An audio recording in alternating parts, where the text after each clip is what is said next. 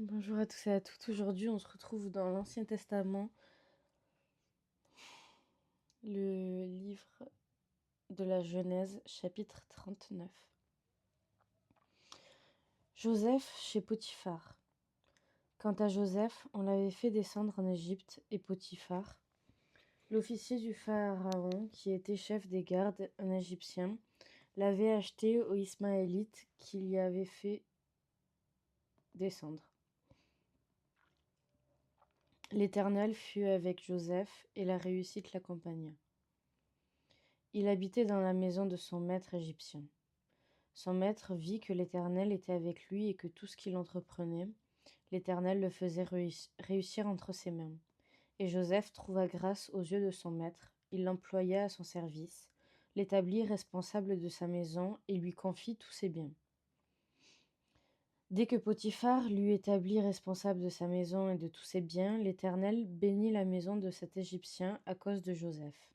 Et la bénédiction de l'Éternel reposa sur tous ses biens, que ce soit à la maison ou au champ. Il accompagna tous ses biens entre les mains de Joseph.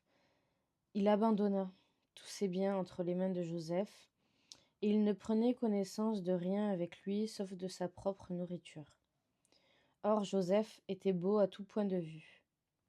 Après cela, la femme de son maître porta les yeux sur Joseph et dit : « Couche avec moi. » Il refusa et lui dit : « Mon maître ne prend connaissance de rien avec moi dans la maison.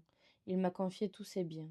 Personne n'est plus grand que moi dans cette maison, et il ne m'a rien interdit, sauf toi, parce que tu es sa femme. Comment pourrais-je commettre un aussi grand mal et péché contre Dieu ? » Elle parlait tous les jours à Joseph, mais il ne l'écoutait pas et refusait de coucher avec elle, d'être avec elle. Un jour, il était entré dans la maison pour accomplir son travail. Il n'y avait là aucun des gens de la maison. Elle l'attrapa par son habit en disant : « Couche avec moi. » Il lui laissa son habit dans la main et sortit. Lorsqu'elle vit qu'il lui avait laissé son habit dans la main et qu'il s'était enfui dehors, elle appela les gens de sa maison et leur dit : « Regardez, il nous a amenés un Hébreu pour abuser de nous. Cet homme s'est approché de moi pour coucher avec moi, mais j'ai poussé de grands cris.